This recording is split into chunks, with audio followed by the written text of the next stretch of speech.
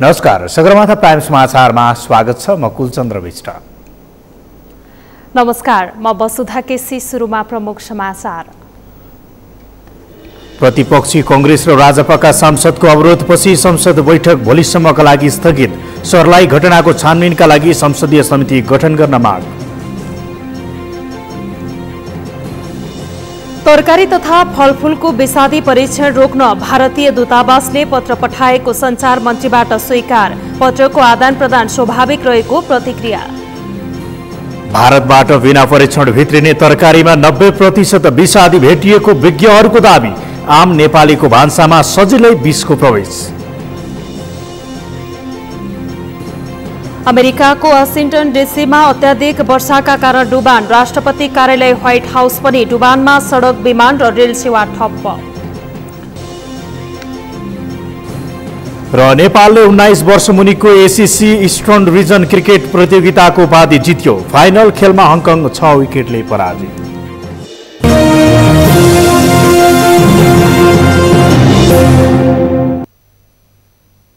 Sagarmatha prime समाचार अब विस्तारमा।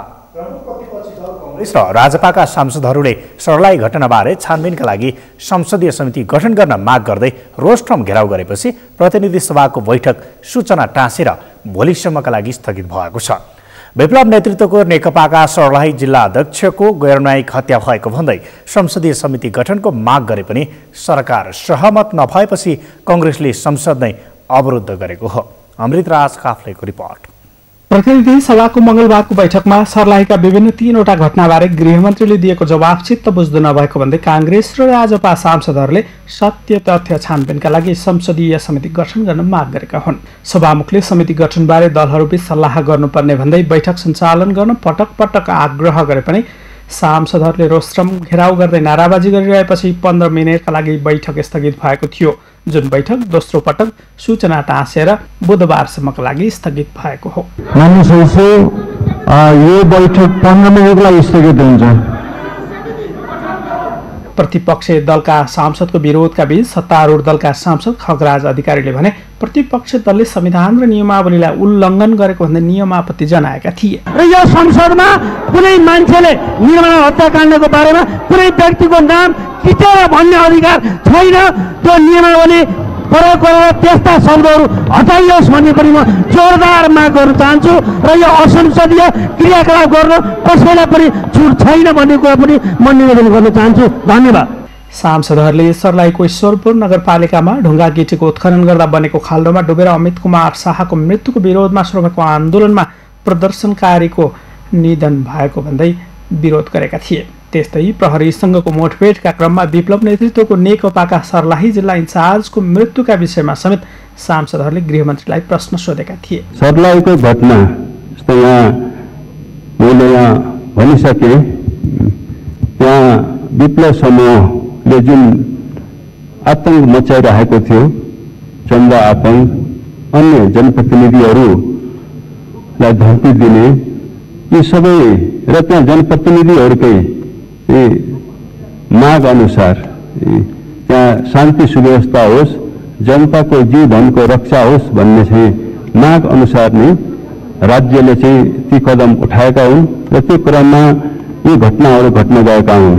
तर गृहमन्त्रीको जवाफ चित्त बुझ्दो नभएको भन्दै प्रतिनिधि सभाको बैठक अवरुद्ध गरेका राजपा र कांग्रेस सांसदहरूले सर्लाहीमा प्रदर्शनका क्रममा प्रहरीको गोली लागेर सरोज नारायणको यादवको मृत्यु भएको घटनालाई संसदीय छानबिन समिति गठन गरेर छानबिन गर्नुपर्ने बताएका छन्। गृहमन्त्रीजीले जुन खालको सदनलाई जानकारी गराउनु भयो त्यो चाहिँ नि तथ्यगत आधारमा पनि छैन र कुमार पौडेलको चाहिँ फोटो हेर्दाखेरि हात भाँचिएको देखिन्छ, तर उहाँको जवाफमा चाहिँ नि कुमार पौडेलले चाहिँ नि गोली प्रहार गर्यो, त्यसपछि सुरक्षा निकायले चाहिँ नि काउन्टर गोली प्रहार गरेर चाहिँ नि मृत्यु भएको भन्ने छ।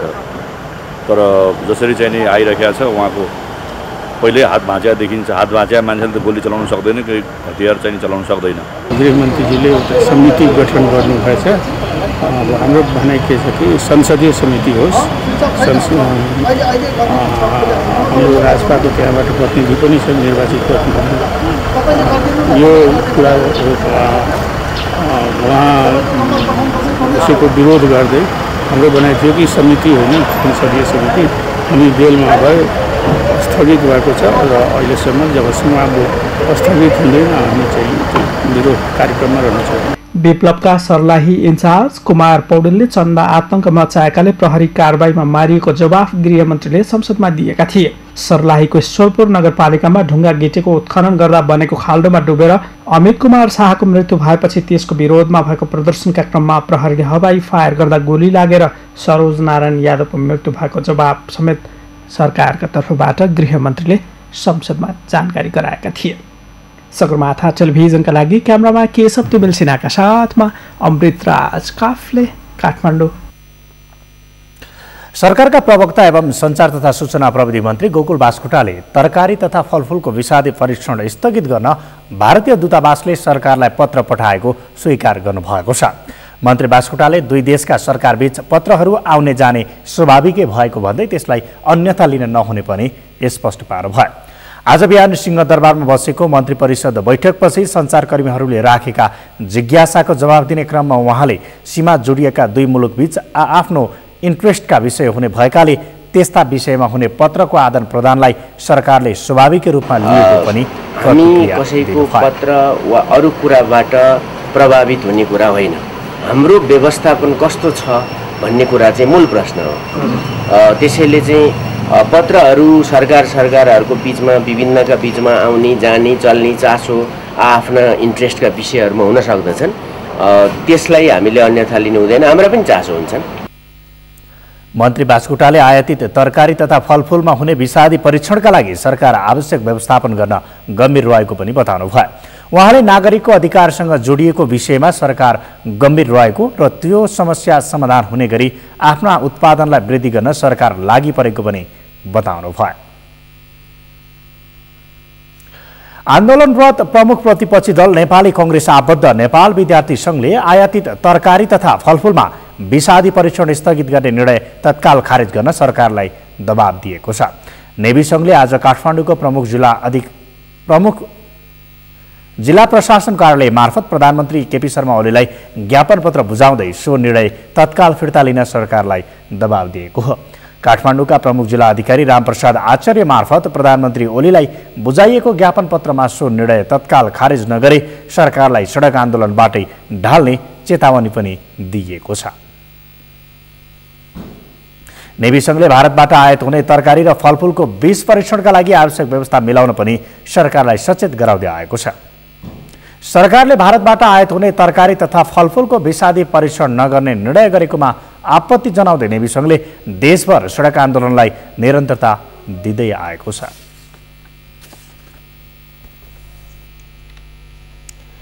प्रमुख प्रतिपक्षी दल नेपाली कांग्रेसका सांसद दिलेन्द्र प्रसाद बडुले सबै सरकारी कार्यालयमा शिशु स्याहार केन्द्रको व्यवस्था गर्न सरकारसँग माग गर्नुभएको छ। सांसद बडुले सरकारी सेवामा काम गर्ने महिला कर्मचारीको पीडालाई सम्बोधन गर्न पनि सरकारले सबै सरकारी कार्यालयमा शिशु स्याहार केन्द्र स्थापना गर्न ढिलाइ गर्न नहुने पनि स्पष्ट पार्नुभयो।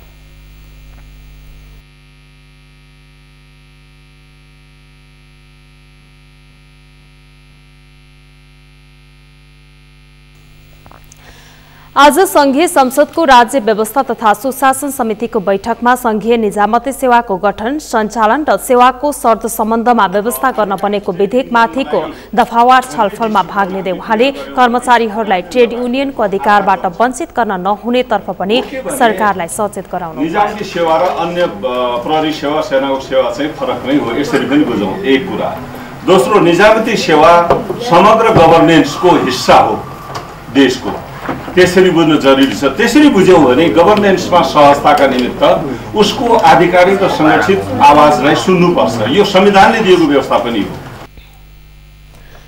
सत्तारूढ नेपाल कम्युनिस्ट पार्टी नेकपाका सांसद झपट राउतले कर्मचारीहरूको सेवा र सुविधा उपलब्ध गराउने समितिको नेतृत्व कर्मचारी संगठनलाई दिने व्यवस्था नगर्न सरकारको गम्भीर ध्यानाकर्षण गराउनुभयो।